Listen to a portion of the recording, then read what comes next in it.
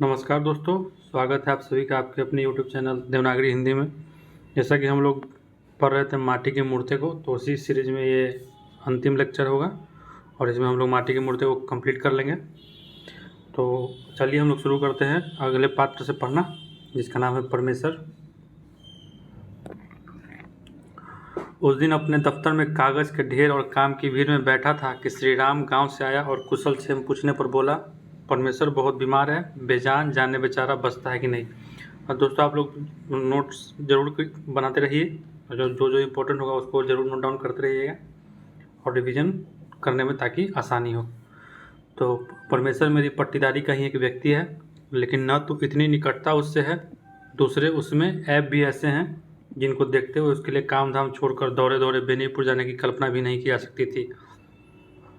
परमेश्वर फिजूल खर्च है, आवारा है, सारे घर को उसने बर्बाद कर दिया, कर्ज पर कर्ज किया, पुश्तैनी जमीन बेच ली और अंत में उस साल उसने अपनी बीवी के गहने बेचकर गांजा में फूंक दिए। उसने मेरे परिवार की इज्जत में बट्टा लगाया है, अपने घर वालों को संकट और कष्ट में डाला है, खुद भी अब फटेहाली में मारा मारा फिरता है। कमबख्त मरे, ऐसे आदमी का मरना ही ठीक। मैंने इस तरह के तर्कों से अपने मन को संतोष दिया और फिर काम में लग गया, किंतु ज्यों ही शाम हुई, काम की भीड़ छटी, थोड़ा निश्चिंत हुआ, परमेश्वर का ध्यान फिर आया और रात को ही स्टीमर से घर के लिए रवाना हो गया। यही है परमेश्वर का घर, पुराने चौपार मकान के बदले यह राम मरैया, एक ही राम मरैया, वही चौकाघर, भंडारघर, शयन घर। उसी में उसकी माँ रहती है और उसकी पत्नी भी, भाई भी, बाल बच्चे भी। बूढ़े पिताजी उसी के ओसारे के कोने में और दूसरे कोने में यह परमेश्वर पुआल पर पड़ा है। एक पुराने फटे चिटे दोहर से हवा के लिए आड़ कर दी गई है। उसे भीषण रोग ने पकड़ा है, अतिसार, 104 डिग्री का बुखार और दस्त पर दस्त हुए चले जा रहे हैं। सारा वातावरण गंदगी और बदबू से ओत प्रोत। तो भी बेचारी माँ सेवा में लगी। बूढ़ा बाप हाय तौबा मचाए हुए और बेचारी पत्नी एक कोने में सिमटी सिकुड़ी सहमी सिसकती। अतिसार क्यों हुआ? इधर खाने पीने में दिक्कत थी, कई जून का भूखा था। एक सज्जन शकरकंद खोद रहे थे, उसके पास हंसते गए और हंसी हंसी में कच्चे शकरकंद पेट भर ठूस लिया। शकरकंद पचे नहीं, दस्त खुल गए, बुखार दौड़ाया, वह अर्धचेतन पड़ा है। कभी कभी मुश्किल से आंखें खुलती, आंखें जो बिल्कुल धंसकर कोटर नहीं गह्वर में चल गई।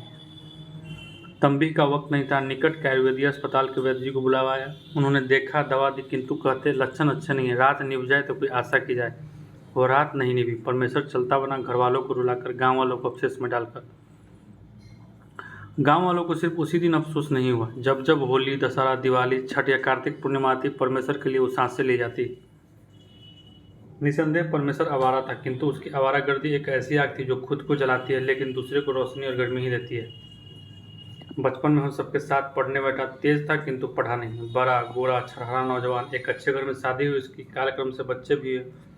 उसके पिता बिल्कुल सुधवा थे, अतः सयाना होते ही घर का मालिक बन बैठा। घर की बागडोर हाथ में आते ही मन की बागडोर ढीली कर दी। मन की, हाथ की। रोज पेठिया जाता, तब जब तब शहर जाता, हर मेले में जरूर ही जाता, मौका मिला तो तीरथ की दौड़ भी लगाता। उसके ही लायक कुछ दोस्त भी मिले उसे। गांजे के दम लगने लगे, पैतृक संपत्ति स्वाहा होती गई।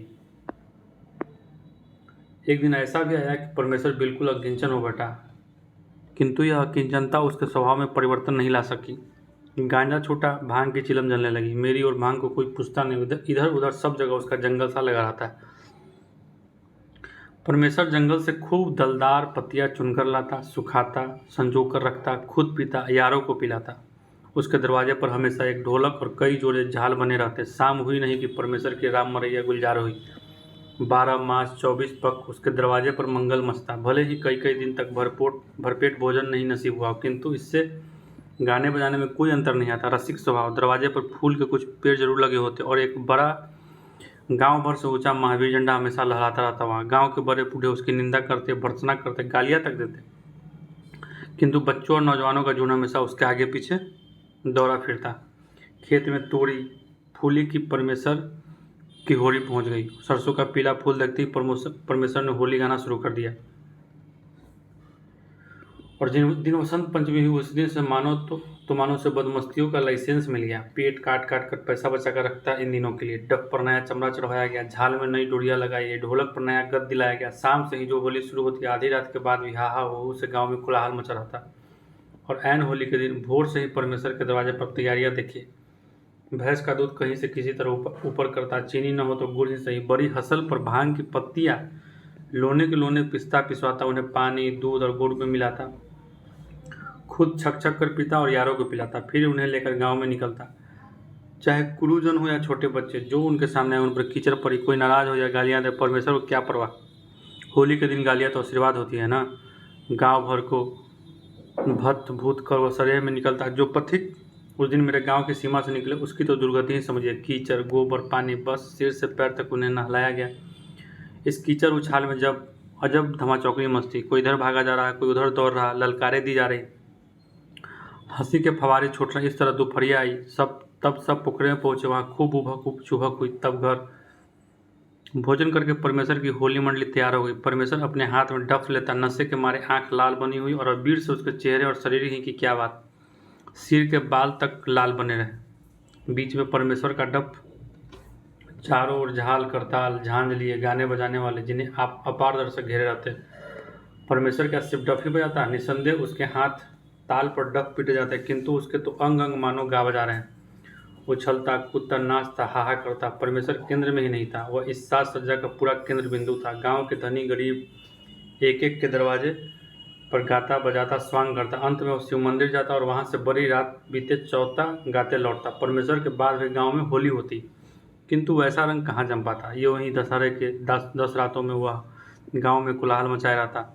मेरे गांव में इन 10 रातों में ओझा लोगों द्वारा भूत खोल खिलाने का रिवाज था, अब करीब करीब खत्म हो रहा है। अच्छा दोस्तों, आप लोग को देखें, आप लोगों के गांव में भी अभी क्या इस तरह का होता है, भूत वूत खिलाने का रिवाज?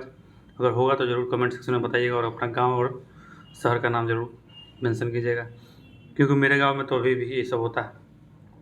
किंतु इस मृत प्राय चलन में परमेश्वर ने मानो जान डाल दी थी। अपने दरवाजे पर गांव भर के ओझों को न्योता देकर बुला लेता। बीच में धूप जल रही है, धूप के सामने सातों बहन दुर्गा के नाम पर 7 जगह चावल, सिंदूर और अड़हुल के फूल एक पंक्ति में रख दी है। उस पंक्ति के आगे बेत की एक लाल छड़ी है। ओझा लोग गीत गा रहे हैं, झांझ बजा रहे हैं। गीत का स्वर उठान की आखिरी चोटी पर पहुंचा नहीं कि उनमें से किसी न किसी के शरीर पर कोई भूत, ब्रह्म, चुड़ैल, देवी आदि कई कोटि है उनके आया। भूत आते ही ओझा शरीर हिलाने लगे, पहले धीरे धीरे फिर जोर जोर से। शरीर हिलाते हिलाते बेत उठाई और उस बेत से अपने शरीर पर तर तर लगे मारने। ओझा बेत से शरीर को पीटे जा रहे हैं और लोग कह रहे, देखो महाराज, घोड़ा कमजोर है, ज़्यादा पिटाई मत करो। बड़ी आरजू मिन्नत के बाद भूत महाराज को दया आई तो छड़ी फेंक ओझा कोहनी जमीन पर पटकने लगा, यहाँ तक कि जमीन खोद दी। ये सब तो होते रहता है गाँव में। और जो लेडी लोग रहती है तो पूरा बाल निकाल के, मतलब अजब सीन रहता है। यहाँ तक कि जमीन खोद दी, बत्ती जला के मुंह में चबा जाना, हाथ पर रखती आग वाली ढकनी रख लेना आदि कर्तव्य दिखाए जाते हैं। और अंत में भेटी ठीक जाती है। मन की बात कहकर उसकी पूर्ति के उपाय बताकर भूत चला जाता। भूत आते ही दर्शक मंडली में खलबली मच जाती। अजब अजब प्रश्न किए जाते, चीज़ें मांगी जाती। परमेश्वर के हाथ में मानो भूतों का सूत्र हो, जिस ओझा पर जिस भूत को चाहे वो मंगा सकता था। कभी कभी वो खुद अपने पर भी भूत बुलाता। उसके भूत अजब किस्म के होते, नए हाव भाव करते, नई बोलियाँ बोलते। उनके आशीर्वाद ऐसे होते कि सुनते ही लोग लोटपोट हो जाते। प्रायः परमेश्वर के भूत से ही मजलिस खत्म होती, क्योंकि वह खाव खाव कर लोगों पर, खासकर बच्चों पर टूटता। भगदड़ मच जाती। हंसते हंसते परमेश्वर की यशो गाथा गाते लोग घर जाते। दिवाली कोई सजावे, लुकाठी भाने का इंतजाम हो करता। बांस के कोपलों के सूखे बोकले इकट्ठे कर बांस की ही कर्मचारियों में उन्हें गूंथ लेता और शाम होते हुए उनमें आग लगाकर अपनी मंडली के साथ समूचे सरेह को जगमग कर डालता। यूं ही होली के होलिका दहन का प्रबंध भी वही करता। गांव भर के पुआल, टंठल आदि इकट्ठा कर एक महान टीला बना देता। जो लोग सीधे नहीं रहते उनकी चीज़ें चोरी भी करा लेता और उसी पर डाल देता। प्रायः वो खुद ही उसमें आग लगाता और तरह तरह के कुतूहल से उसे चलाता और बुझाता। कार्तिक पूर्णिमा, बस परमेश्वर अपनी मंडली के साथ गंगा स्नान को चला। स्टेशन पर आया, टिकट कौन कटाता है? जब पैसे रहे तो भी टिकट कटाना उसके शान के खिलाफ था। अब तो पैसे प्रायः रहते ही नहीं। रास्ते भर टिकट चेक करने वालों से आग मिचौनी होती जा रही। स्टेशन पर पहुंचने के पहले ज्यों ही गाड़ी धीमी हुई कि रफू चक्कर। कराची स्टेशन पर पहुंच गया तो तार के घेरे फांद फूंद कर निकल चला। कभी धक्का मुक्की भी हो गई तो कभी मारपीट भी कर ली। परमेश्वर के ख्याल से मलेच्छ को पैसे दे देने के बाद गंगा स्नान का कोई महत्व नहीं रहता। पलेजा घाट से लेकर सोनपुर के मेले तक परमेश्वर क्या क्या ना तमाशा करता। कभी सिर पर त्रिपुण चंदन किए गंगा किनारे या स्नानार्थियों को सुफल पढ़ा रहा है, कभी मंडली के बीच में परमहंस साधु बना बैठा लोगों की मनोकामना सिद्धि के लिए भभूत बांट रहा है, कभी वो ओझा बना कितनी ही कुल कामनियों की गोद भर रहा है। इन तमाशों में से जो पैसे मिल गए, मंडली भर में मिठाइयाँ बांटी, गांजे उड़े। इन तमाशों में प्रवंचना का भाव कभी नहीं था, तो सिर्फ मनोरंजन का, आमोद प्रमोद का। प्रवंचना तो उसमें थी ही नहीं। अगर यह होती तो बेचारे की दुर्गति क्यों होती। वह उन लोगों में था जो दुनिया में हंसने हंसाने के लिए आते हैं और हंसते हंसाते ही चल देते हैं। इधर आखिर में जब उसकी हालत बड़ी ख़राब हो गई थी, तो एक दिन मैंने उसे बुलाकर बहुत समझाया था। क्यों जी, यह क्या कर रहे हो? अरे अपनी ओर नहीं देखो, अरे अपनी ओर नहीं देखो, अपने माता पिता की ओर तो ध्यान दो। यह भी नहीं तो अपने बाल बच्चों की ही जिम्मेदारी समझो। तुम कोई कुंद जहन आदमी नहीं, तुम में काफ़ी अकल है, बुद्धि है, उससे काम लो। खेती बाड़ी में मन नहीं लगता तो कोई दूसरा रोजगार देखो। शहर में कोई छोटा भोजनालय ही खोल लो, खा पी के कुछ पैसे बच ही जाएंगे। मैंने कई ऐसे आदमियों को उदाहरण भी दिए जो ऐसे छोटे छोटे रोजगारों से अपने और अपने परिवार की परवरिश चला रहे थे। उस समय तो कुछ नहीं बोला। कुछ दिनों बाद सुना परमेश्वर ने अखाड़ा घाट पर एक भोजनालय खोला, और इस भोजनालय के लिए उसके पास नहीं उसकी पत्नी के पास जो आखिरी धन सोने का कंठा था उसे बेच लिया है। कंठा बेचने की बात सुनकर मैं चौंका, किंतु फिर सोचा शायद यही प्रेरणा रूप में उसे उन्नति की ओर ले जाए। ऐसे उदाहरण भी मिलते, किंतु मेरी यह धारणा गलत निकली। थोड़े दिन तक तो उसका कारोबार अच्छा चला, किंतु हाथ में पैसे आते ही फिर भांग की जगह गांजे ने ले ली। और एक कारण तो उसने अजीब ही बताया। चाचा साहब, खिलाना तो बड़ा अच्छा लगता है, किंतु खिलाने पिलाने के बाद कंठा की तरफ पैसे के लिए पीछे पड़ जाना, यह तो बड़ा कठिन काम है। इसमें शक नहीं कि कुछ पैसे मैंने गांजे में फूके, किंतु मेरे ज़्यादा पैसे तो खाने वाले के जिम्मे रह गए। अच्छा क्या हुआ, उस जन्म में तार के पेड़ होंगे और मैं पीपल बनकर उनकी छाती पर पैदा होऊंगा, खूब वसूल करूंगा उनसे। कैसा चाचा जी? वो हंस रहा था, खिलखिल खलखल। चाचा जी गुस्से में बोले, और उस बेचारी का कंठा तुमने बराबर कर दिया। कंठा कंठा क्या होगा? अब तो आप ही कहते हैं सब लोग बराबर होंगे ना। सबके कंठे होंगे तो क्या आप लोग उसके लिए नहीं बनवा देंगे?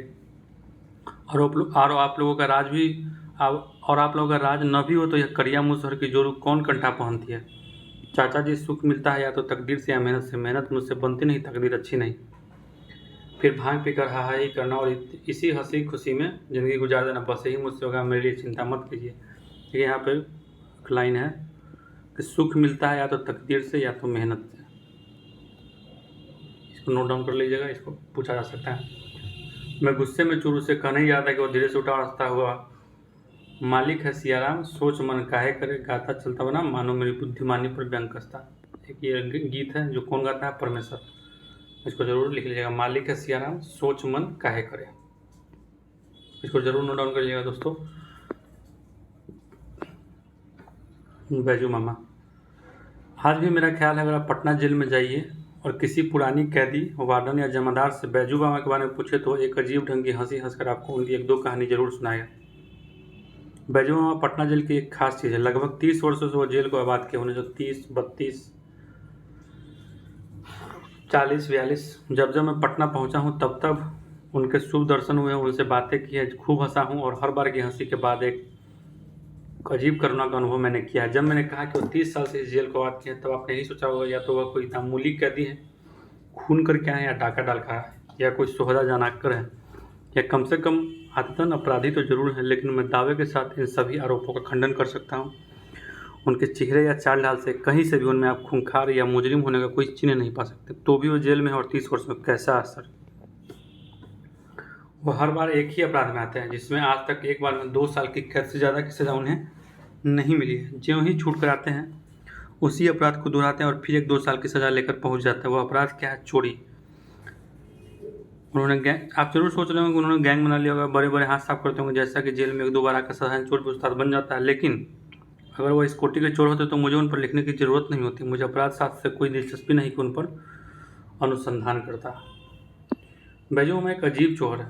चोरी में 30 साल की सज़ा वह भुगत चुके हैं, लेकिन अभी तक 30 रुपये वह एक बार कभी नहीं पा सके। नहीं तो उनके कथा अनुसार आप उन्हें जेल में नहीं पाते। और कबीर के इस दोहे के अनुसार, सिंहन के लेहने नहीं, हंसन की नहीं पात, और लालन की नहीं बेरिया, साधु न चले जमात। देखिए पूछा जा सकता कि ये दोहा कौन से रचना में जिक्र आया है, तो याद रखें कि माटी की मूर्ति में।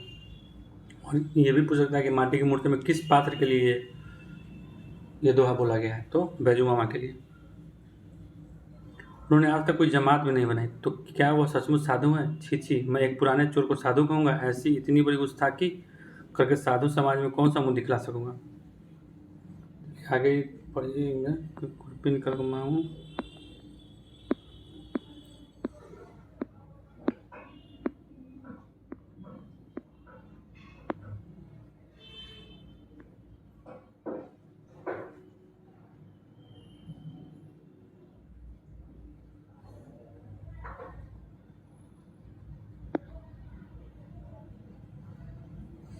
बैजू मामा इसी पटना जिले के बाढ़ सब डिवीजन के हैं। एक साधारण किसान थे। एक बार हालत ऐसी हो गई कि बैल के अभाव में उनकी खेती रुक गई। कहीं से 30 रुपये कर्ज लिया और गंगा के ऊपर उस पार के बैल खरीदने गए। सुन रखा था उस तरफ अच्छे बैल मिलते और सस्ते। गंगा पार कर बैल की कई पेटियों में गए, क्योंकि कम से कम पैसों में अच्छी से अच्छी चीज़ चाहते थे। इसी दौड़ धूप में उनके दिमाग पर शैतान का कब्जा हुआ। ये स्टोरी है कि वो जेल पहली बार क्यों आए थे। उन्होंने पाया कि उस तरफ लोग गर्मियों में बैलों को घर के बाहर ही बांध देते हैं और उनकी कोई खास रखवाली नहीं करते। पटना जिला में ऐसा नहीं होता है। शैतान ने उनके कानों में धीरे से कहा, बैजू क्यों नहीं इनमें बैल रात में खोल लो और गंगा पार कर जाओ। यह बात उन्हें भाग गई। बैल भी हो जाएगा, पैसे भी बच जाएंगे, खेती भी निभ जाएगी, कर्ज भी नहीं रहेगा। लोग पूछेंगे तो कह दिया जाएगा बैल मोल लिया है। बस हल्दी लगी ना फिटकरी रंग चोखा। बैजू मामा तैयार हो गया। एक रात एक गांव से एक अच्छा सा बैल खोलकर वह चल पड़े गंगा जी की ओर। जिस समय बैल खोलने गए थे उस समय तो हाथ ही कांपे थे। अब जब दिन उठाया उनका समूचा शरीर कांप रहा था, जैसे कपकपी लग गई हो। ठीक से पैर नहीं उठते। जितने लोगों को देखते मालूम होता सब उन्हीं की तलाश में। हर आंख मानो उन्हीं को घूर रही, हर उंगली मानो उन्हीं की ओर उठ रही, हर कानाफूसी में उन्हीं की बात हो रही। दिन ढलने पर वह एक देहाती सराय के निकट पहुंचे। उनकी नस नस ढीली पड़ गई थी। भूख और थकावट से परेशान थे। बैल को एक पेड़ से बांध दुकानदार से लोटा डोरी ले कुएं पर गए। हाथ मुंह धोया। हाथ मुंह धो ही रहे थे कि देखा एक दफादार उसी दुकान पर आकर बैठ गया। हैं, क्या मेरी ही तलाश में है? क्यों न बैल को छोड़कर भाग लूँ। तब तो और भी पकड़ा जाऊंगा। क्या मुझसे भागा जाएगा? फिर ऐसा बैल जिंदगी में क्या फिर नसीब हो सकता है? नहीं नहीं, वो मेरी तलाश में नहीं है।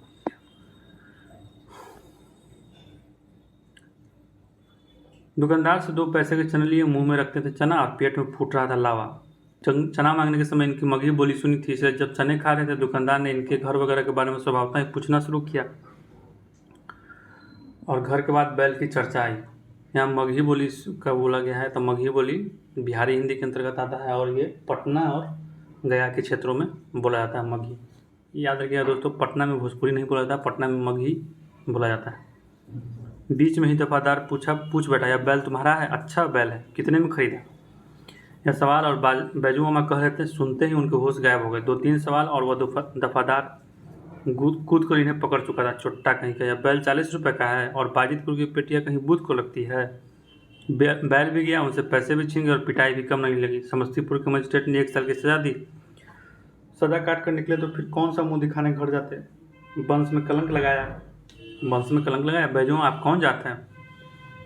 मैंने अचरज में आकर उनसे पूछा, क्योंकि उनका चेहरा बताता था कि किसी अच्छे घर के हुआ। इस सवाल से घबरा गया। फिर कहा, जेल टिकट में देखिए ना, दुसाध लिखा है।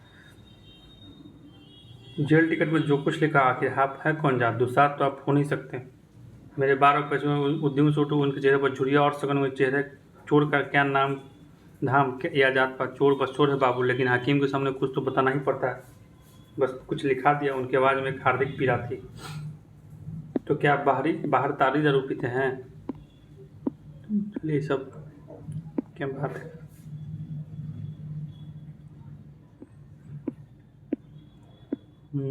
फिर आगे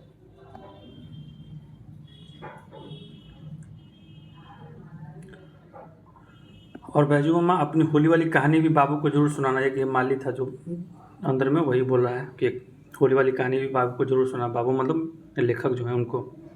जब एक दिन मेट ने यह कहा तो देखा बैजू मामा के चेहरे पर हंसी की एक हल्की झलक दौड़ गई और उनके दांत जो 30 वर्षों से जेल की रोटियां चबाते चबाते आधे आधे घिस गए थे, लेकिन जिनमें टूटे एक भी नहीं थे, चमक पड़े। अरे मेट भाई, बाबू के सामने बेइज्जत मत करो, उससे कहकर उन्होंने इधर उधर की बातों में मुझे बहला देना चाहा, लेकिन फिर भी मैंने उनसे वो कहानी निकाल ही ली। एक बार संजोग ऐसा हुआ कि बैजू मामा की रिहाई की तारीख ठीक होली के ही दिन पड़ गई। ठीक होली के ही दिन, जिस दिन साल भर में सिर्फ एक ही दिन जेल में पकवान बनते। जेल में पकवान, लेकिन आप ताज्जुब न करें, जहाँ भात में भुस्सी मिली होती है और रोटी में कंकर, दाल में छिलके ही छिलके होते हैं और तरकारी के नाम पर घास के डंठलों को सन दिया जाता है, वहाँ के पकवान भी कैसे होंगे समझ आइए। लेकिन पकवान फिर भी पकवान है। सरसों के तेल में गुड़ देकर भुने, गेहूं के आटे के पके पुए और थोड़े दूध में पूरा पानी डालकर उबाली गई खीर। यह पकवान भी कैदियों की जीभ पर कम पानी नहीं ला देते, महीनों से इसकी प्रतीक्षा की जाती है। बैजू मामा की जीभ भी इसकी कल्पना में कम लार नहीं टपका चुकी थी कि खबर मिली उसी होली के दिन उनकी रिहाई होने वाली। आह रही है, क्या गजब हुआ। बैजू मामा ने जमादार साहब से बहुत ही गिड़गिड़ा कर अर्जुन मिन्नत की, किसी तरह जेलर बाबू से कह सुनकर उनकी रिहाई एक दिन और, लेकिन जमादार साहब ने पहले समझाकर फिर डाल कर कह दिया कि ऐसा नहीं हो सकता है। खैर रिहाई का दिन पहुंचा, वो गेट पर लाए गए तो उन्होंने देखा पुए बनाने के लिए तेल और कढ़ाई भीतर भेजे जा रहे हैं। पकवान के इन सामानों को देखकर उनकी आंखें छलछला गई। मतलब इनको उस दिन बाहर, मतलब ये होली के दिन चले गए बाहर, और फिर उसके बाद क्या हुआ। बाहर चारों ओर होली का हुड़दंग मचा था, रंग अबीर उड़ रही थी, गाने बजाने हो रहे थे। जेल से जो 3 आने पैसे मिले थे उनका सत्तू खरीद कर बैजू मामा ने खाया और दिन भर इधर उधर अन्य मनस्क तमाशे देखते रहे। शाम को स्टेशन के माल गोदाम के सामने जाकर लेटे रहे और कुछ अंधेरा होने पर एक बैलगाड़ी के निकट बंधे जोड़े बैल को खोलकर ले चले। गाड़ी वाला दिन भर की धूम धड़ाके से कुछ ऐसा मस्त होकर सोया था कि उसे कुछ सुध नहीं देगा। बैजू मामा क्या करे, वो खुद चिल्लाकर कहने लगा, ओ गाड़ीवान कैसा बेवकूफ़ सा सोया है, और चोर तेरे बैल लिए जा रहे हैं। बैल सब कान में पड़ते ही गाड़ीवान चौक उठा और इस ओर से आवाज़ आई थी दौड़ा। उसे दौड़ते देख बैजू मामा ने भागने का बहाना किया, वो पकड़ लिए गए। कुछ घूसे खाए, रात भर हाजत में रहे और भोर में फिर जेल में हाजिर। जेल भर में हल्ला हो गया, बैजू मामा आ गए, बैजू आ गए। किंतु बैजू मामा तो जल्द जल्द आकर मेट से मिले और कहा, कहाँ पुए रखे, लाना तो मेट भाई। मेट हंस रहा था। बैजू मामा उसे कहे थे कि 2-1 पुए मेरे लिए ज़रूर चुरा कर रख देना, कल मैं ज़रूर आ जाऊँगा। बैजू मामा अपने ज़रूर ही सार्थक करेंगे, इसकी उम्मीद मेट ने नहीं की थी। ज्यों ही मेट ने कहा पुए कहाँ रखे, बैजू मामा की आंखों से झरझर आंसू झरने लगे। अब मेट क्या करे, उसने जो पूरे अपने लिए बचा कर चुरा कर रखे थे रख दिया। बैजू मामा उस बासी काठ से करे बने हुए पुए उतर उतर कर खा रहे थे।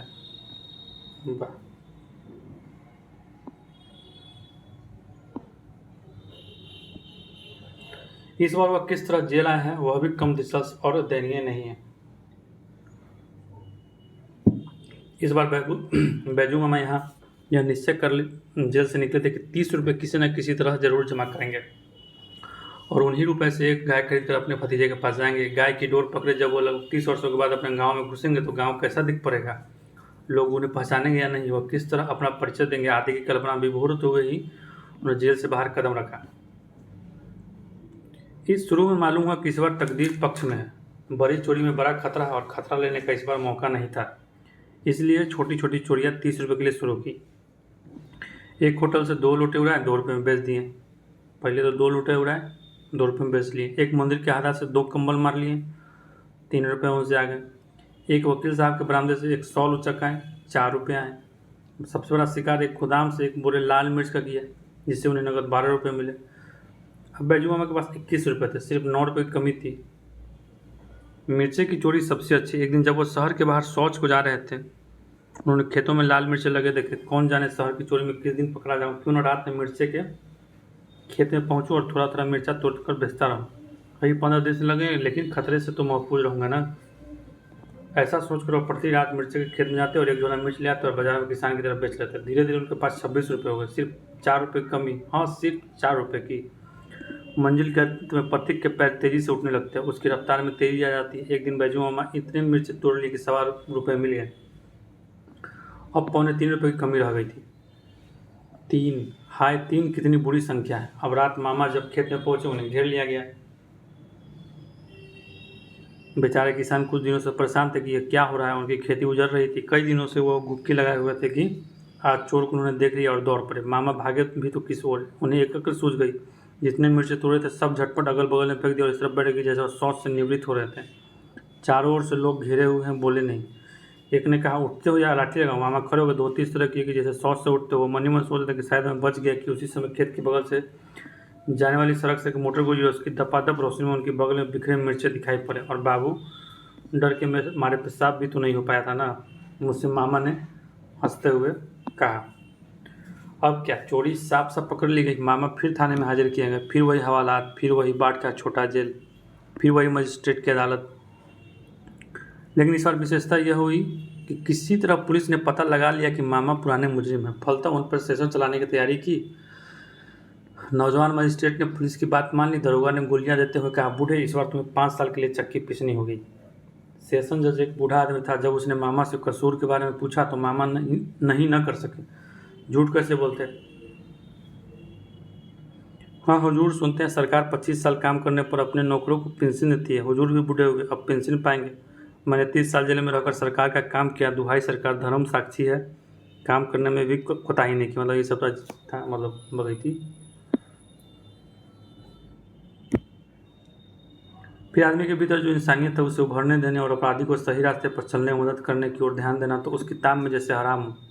जज बेचारे बूढ़े थे, सही देते, लेकिन जो किताब उन्हें रोटी दे रही थी, इस बुढ़ापे को आराम में बिताने में मदद पहुंचा रही थी, उसकी उपेक्षा वह कैसे करते बेचारे। हाँ, इन्होंने शायद कभी शेक्सपियर की मर्चेंट ऑफ वेनिस पढ़ ली थी, इसलिए अपने इंसाफ पर इस बार रहम का मुलम्मा चढ़ाने से वो रुक नहीं सके। इस बार बैजू मामा को सिर्फ 1 साल की ही सजा हुई। अगर सुभान खां, अगला पात्र है सुभान खां।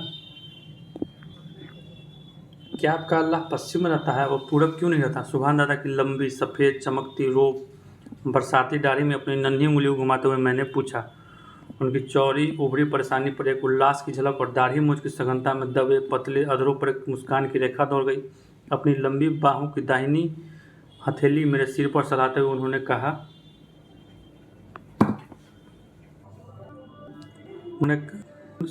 दाहिनी हाथ मेरी सिर पर सलाते उन्होंने कहा, नहीं बाबू, अल्लाह पूरब से उत्तर दक्षिण सब ओर है। तो फिर आप पश्चिम मुँह खड़े होकर नमाज क्यों पढ़ते हैं? पश्चिम मुल्क में अल्लाह के रसूल आए थे, ना रसूल आए थे, वहाँ हमारे तीर्थ है, उन्हीं तीर्थों क्यों मुँह करके अल्लाह को याद करते हैं। ये ध्यान रखिएगा कि सुबह का जो है किस दिशा की ओर नमाज पढ़ते थे, तब पश्चिम दिशा की। विद्यार्थी यहाँ से कितनी दूर? बहुत दूर। जहाँ सूरज देवता डूबते हैं, नहीं, उससे कुछ इधर ही। आप उन तीर्थों में गए सुबह देता? देखा सुबह की बड़ी बड़ी आंखों में आंसू डबडबाए, उनका चेहरा लाल उठा, भाव विभोर गदगद कंठ से बोले, वहाँ जाने में बहुत खर्च होते हैं बाबा, मैं गरीब आदमी था ना, इस बुढ़ापे में भी इतनी मेहनत मशक्कत कर रहा हूँ कि कहीं कुछ पैसे बचा पाऊँ और उस पाक जगह की ज़ियारत करूँ।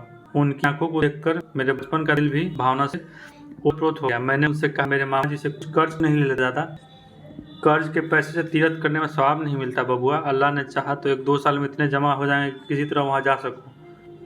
वहाँ से मेरे लिए भी कुछ सौगात लाइएगा ना? क्या लाइएगा? वहाँ से लोग खजूर और छुहारे लाते हैं। हाँ हाँ, मेरे लिए छुहारे ही लाइएगा, लेकिन 1 दर्जन से कम नहीं लूँगा। तो लेखक वहाँ से क्या लाने के लिए बोलते हैं? छुहारा। सुभान दादा की सफ़ेद दाढ़ी मूंछ के बीच उनके सफ़ेद दांत चमक उठे। कुछ देर तक मुझे दुलारते रहे, फिर कुछ रुक कर बोले, अच्छा जाइए, खेलिए, मैं ज़रा काम पूरा कर लूँ। मजदूरी भर काम नहीं करने से अल्लाह नाराज़ हो जाएंगे। क्या आपके अल्लाह बहुत गुस्सावर हैं? मैं तुनक कर बोला। आज सुभान दादा बड़े जोर से हंस पड़े। फिर एक बार मेरे सिर पर हथेली फेरी और बोले, बच्चों से वह बहुत खुश रहते हैं बबुआ, वह तुम्हारी उम्र दराज करे।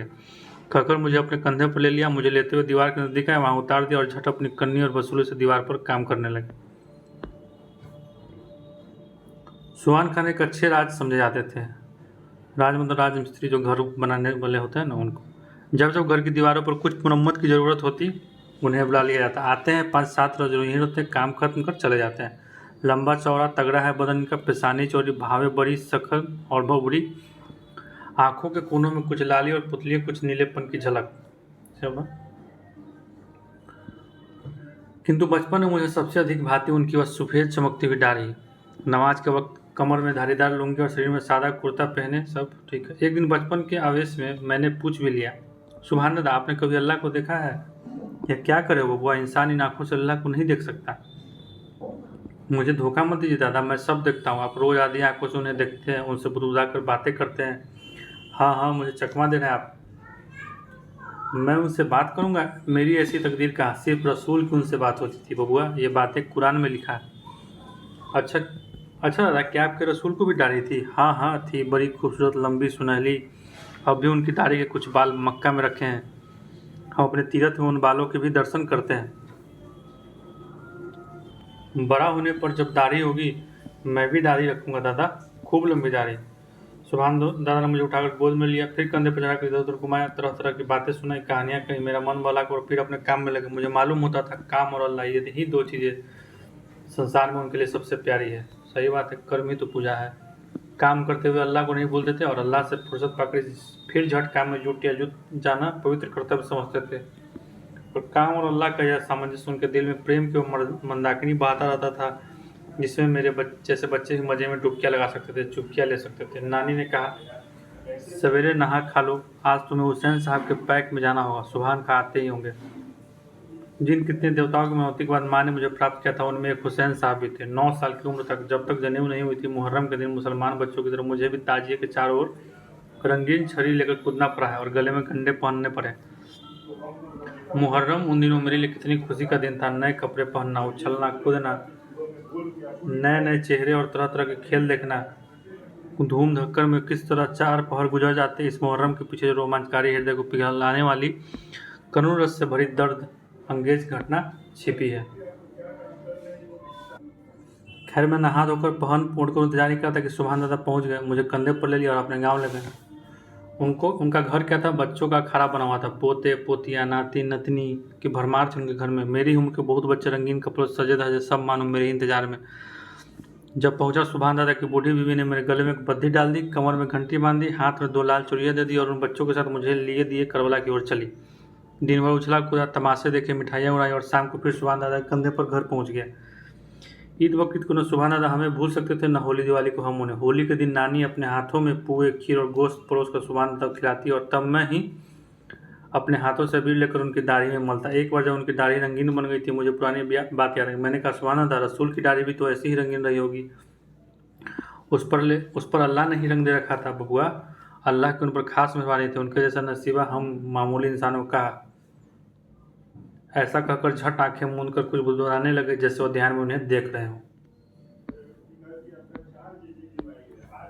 मैं भी कुछ बड़ा हुआ, उधर दादा भी आखिर हज कर ही आए। अब मैं बड़ा हो गया था, लेकिन उन्हें छुहारे की बात भूली नहीं थी। जब मैं छुट्टी में शहर के स्कूल से लौटा, दादा यह अनुपम सौगात लेकर पहुंचे। इधर उनके घर की हालत भी अच्छी हो चली थी। दादा के पुण्य और लायक बेटों की मेहनत ने काफ़ी पैसे इकट्ठे कर लिए थे, लेकिन उनमें वही विनम्रता और सजनता थी। और पहले की तरह शिष्टाचार ने वहाँ फिर छुहारे निकाल मेरे हाथ पर रख दिए। बबुआ, यह आपके लिए खास अरब से लाया हूँ, याद है ना, आपने इसकी फरमाइश की थी। उनके नथने आनंद अतिरेक से हिल रहे थे। छुहारे लिए सिर चढ़ाया, ख्वाहिश हुई आज फिर मैं बच्चा हो पाता और उनके कंधे से लिपट कर उनकी सफ़ेद दाढ़ी में अपनाई। हज से लौटने के बाद सुभान दादा का ज़्यादा वक्त नमाज बंदगी में ही बीतता। दिन भर उनके हाथों में तस्बीह के दाने घूमते और उनकी जवान अल्लाह की रट लगाई रहती। अपने जवार भर में उनकी बुजुर्गी की धाक थी। बड़े बड़े झगड़ों की पंचायतों में दूर दूर के हिंदू मुसलमान उन्हें पंच मुकर्रर करते। उनकी ईमानदारी और दयानतदारी की कुछ ऐसी ही धूम थी। सुभान दादा का एक अरमान था मस्जिद बनाने का। मेरे मामा का मंदिर उन्होंने ही बनाया था। उन दिनों वो साधारण राज थे, लेकिन तो भी कहा करते, अल्लाह ने चाहा तो मैं एक मस्जिद ज़रूर बनवाऊंगा। अल्लाह ने चाहा और वैसा दिन आया। उनकी मस्जिद भी तैयार हुई, गाँव के लायक एक छोटी सी मस्जिद, लेकिन बड़ी ही खूबसूरत। दादा ने अपनी ज़िंदगी भर की अर्जित कला इसमें खर्च कर दी थी। हाथ में इतनी ताकत नहीं लगी थी कि अब खुद कन्या वसूली पकड़े, लेकिन दिन भर बैठे बैठे एक एक ईंट की चुराई पर ध्यान रखते और उसके भीतर भीतर जो बेल बूटे काढ़े गए थे, उनके सारे नक्शे उन्होंने ही खींचे थे। उनमें से एक एक का काढ़ा जाना उनकी बारीकी निगरानी में हुआ था। मेरे मामा जी के बगीचे में शीशम, सखुए, कटहल आदि इमारतों में काम आने वाले पेड़ों की भरमार थी। मस्जिद की सारी लकड़ी हमारे ही बगीचे से गई थी। जिस दिन मस्जिद तैयार हुई थी, सुभान दादा ने जवार भर के प्रतिष्ठित लोगों को न्योता दिया था। जुम्मा का दिन था। जितने मुसलमान थे, सबने उसमें नमाज पढ़ी थी। जितने हिंदू आए थे, उनके सत्कार के लिए दादा ने हिंदू हलवाई रखकर तरह तरह की मिठाइयाँ बनवाई, पान इलायची का प्रबंध किया था। अब तक भी लोग उस मस्जिद के उद्घाटन के लिए दिन की दादा की मेहमानदारी भूले नहीं है। ज़माना बदला, मैं अब शहरों में ही ज़्यादातर रहा और शहर आए दिन हिंदू मुस्लिम दंगों के अखाड़े बन जाते थे। हाँ, आए दिन देखिएगा, एक ही सड़क पर हिंदू मुसलमान चल रहे हैं, एक ही दुकान पर सौदे खरीदे रहे हैं। मतलब ये हिंदू मुस्लिम एकता का बात कर रहे हैं। फिर धीरे धीरे कैसे एकता खराब होने लगी। कुछ पंडितों की बन आई, कुछ मुल्लाओं की चलती बनी। संगठन और तंजीम के नाम पर फूट और कलह के बीज बोए जाने लगे। लाठियाँ उछली, छुरे निकले, खोपड़ियाँ फूटी, अतरियाँ बाहर आई। कितने नौजवान मरे, कितने घर फूके, बाकी बच गए खेत खलिहान। सो अंग्रेजी अदालत के खर्च में पीछे कुर्क हो गए। खबर फैली, इस साल सुभान दादा के गाँव में मुसलमान भी कुर्बानी करेंगे। जवार में मुसलमान कम थे, लेकिन उनके जोश का क्या कहना। इधर हिंदुओं की जितनी गाय पर ममता न थी, उससे ज़्यादा अपनी तादाद पर घमंड था। तना तनी का बाजार गर्म। खबर यही फैली कि सुमा खां की मस्जिद में ही कुर्बानी होगी। हैं, सुहाग खां की मस्जिद में ही कुर्बानी होगी? नहीं, ऐसा नहीं हो सकता। अगर हुई तो क्या होगा, हमारी नाक कट जाएगी, लोग क्या कहेंगे, इतने हिंदू के रहते गौ माता के गले पर छुरी चली। छुरी से गौ माता को बचाना है तो गौरा गौरी के कसाई खाने पर हम धावा करेंगे, और सचमुच जोश से तो चलिए मुजफ्फरपुर अंग्रेजी फौज की छावनी पर ही धावा बोले। कसाई खाने में तो बूढ़ी गाय कटती है, छावनी में तो मोटी ताजी बछियाँ ही काटी जाती है। लेकिन वे तो हमारी आंखों से दूर है, दूर देखते हुए मक्खी कैसे निकली जाएंगी। माफ़ कीजिए, दूर नज़दीक की बात नहीं है, बात है हिम्मत की, ताकत की। छावनी में आप नहीं जानते, इसलिए कि वहाँ सीधे तोप के मुंह में पड़ना होगा। यहाँ मुसलमान एक मुट्ठी है, इसलिए आप टूटने को उतावले हैं। आप सुहाग का पक्ष ले रहे हैं, दोस्ती निभाते हैं, धर्म से बढ़कर दोस्ती नहीं। कुछ नौजवानों को मामा जी की बातें ऐसे बोली कि सख्त सुस्त कहते वहाँ से उठकर चल दिए। लेकिन कितना भी गुस्सा गया, चीखा चलाया, साफ बात है कि मामा की बिना रजामंदी किसी बड़ी घटना के लिए किसी के पैर उठाने की हिम्मत नहीं हो सकती थी। उधर सुबहान अल्लाह के दरवाजे पर भी मुसलमानों की भीड़ है। न जाने दादा में कहाँ का जोश आ गया, वो कड़क कर करें गाय की कुर्बानी नहीं होगी। ये फालतू बातें सुनने को मैं तैयार नहीं हूँ। तुम लोग हमारी आंखों के सामने से हट जाओ। क्यों नहीं होगी? क्या हम अपना मजहब डर के मारे छोड़ देंगे? मैं कहता हूँ यह मजहब नहीं है, मैं हद से हुआ आया हूँ। कुरान मैंने पढ़ी है, गाय की कुर्बानी लाजमी नहीं है। अरब में लोग दुम्बे और ऊँट की कुर्बानी अमूमन करते हैं, लेकिन हम गाय की ही कुर्बानी करें तो रोकने वाले कौन होते हैं? हमारे मजहब में वो दखलंदाजी क्यों करेंगे?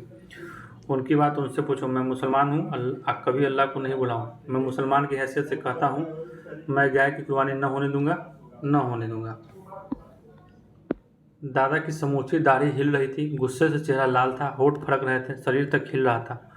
उनकी हालत देख सभी चुप रहे, लेकिन एक जो नौजवान उठा, आप बूढ़े, आप अब अलग बैठिए, हम काफिरों से समझ लेंगे। दादा चीख उठे, कल्लू के बेटे जवान सवान कर बोल, तू किन्हें काफिर कर रहा है? और मेरे बुढ़ापे पर मत जा, मैं मस्जिद में चल रहा हूँ, पहले मेरी कुर्बानी हो लेगी तब गाय की कुर्बानी हो सकेगी।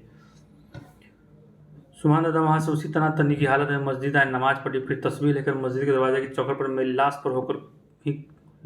पर होकर ही कोई भीतर घुस सकता कहकर बैठ गए। उनकी आंखें मूंदी है, किंतु आंसुओं की झरी उनके गाल से होती उनकी दाढ़ी को भिगोती अजस्त्र रूप में गिरती जा रही। हाथ में तस्वीर के दाने हिल रहे हैं और होठों पर जरा जरा चुंबिश है, नहीं तो उनका सचमुच शरीर संगमरमर की मूर्ति सा लग रहा है, निश्चल निष्पन्न। धीरे धीरे मस्जिद के नज़दीक लोग इकट्ठा होने लगे, पहले मुसलमान फिर हिंदू भी। अब गाय की कुर्बानी का सवाल दादा की आंसुओं की धारा में बहकर न जाने कहाँ चला गया था। वह साक्षात देवदूत से दिख पड़ते थे, देवदूत जिसके रोम रोम से प्रेम और भाईचारे का संदेश निकलकर वायुमंडल को व्याप्त कर रहा था। अभी उस दिन मेरी रानी मेरे 2 वर्ष जेल में जाने के बाद इतने लंबे समय अरसे तक राह देखती देखती आकर मुझसे मिलने गया सेंट्रल जेल में आई थी। इतने दिनों के बिछड़न के बाद मिलने पर जो सबसे पहली चीज़ उसने मेरे हाथों पर रखे हुए थे रेशम और कुछ सूत के अजीबोगरीब ढंग से लिपटे लिपटाए डोरे, बंधिया, गड्ढे आदि। यह सूरत देवता के, अनंत देवता के, ग्राम देवता के, यहूँ गिनती की ताकने वाली हुसैन साहब के गड्ढे हैं। आपको मेरी कसम इन्हें जरूर ही पहन लीजिएगा।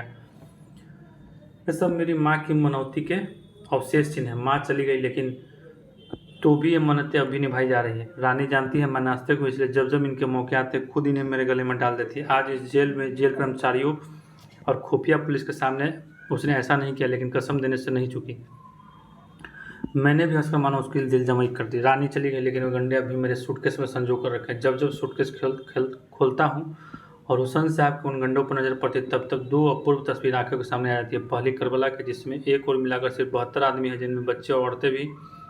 इस छोटी सी जमात के सरदार है हजरत हुसैन साहब। इन्हें बार बार आग्रह करके बुलाया गया था कुफा की गद्दी पर बिठलाने के लिए, लेकिन गद्दी पर बिठाने के बदले आज उनके लिए एक चुल्लू पानी का मिलना भी मुहाल कर दिया गया। सामने फरात नदी बह रही है, लेकिन उसके घाट घाट पर पहरे उन्हें पानी लेने नहीं दिया जा रहा है। कहा जाता है दुराचारी, दुराग्रही, यजीद की सत्ता कबूल करो, नहीं तो प्यासे तड़प कर मरो। बच्चे प्यास के मारे बिलाल रहे हैं, उनकी माएँ और बहनें तड़प रही हैं। हाय रे एक चुल्लू पानी, मेरे लाल के कंठ सूखे जा रहे हैं, उसकी सांस रुकी है। पानी, एक चुल्लू पानी। पानी की तो नदी बह रही है और तुम्हें इज्जत और दौलत भी कम नहीं बख्शी जाएगी, क्योंकि तुम खुद रसूल जो हो, लेकिन शर्त यह है कि यजीद के हाथ पर बेत करो। यजीद के हाथ पर बेत, दुराचारी, दुराग्रही, यजीद की सत्ता कबूल कर ले, रसूल का नवासा हो ही नहीं सकता। मतलब ये वो कहानी है। फिर आगे है कि एक और 72 आदमी, जिसमें बच्चे, दुराचारी यजीद की अपार सजी सजाई फौज, लड़ाई होती है। हजरत हुसैन उनका पूरा काफिला उस करबला के मैदान में शहादत पाता है। शहीदों के रक्त से उस सहारा के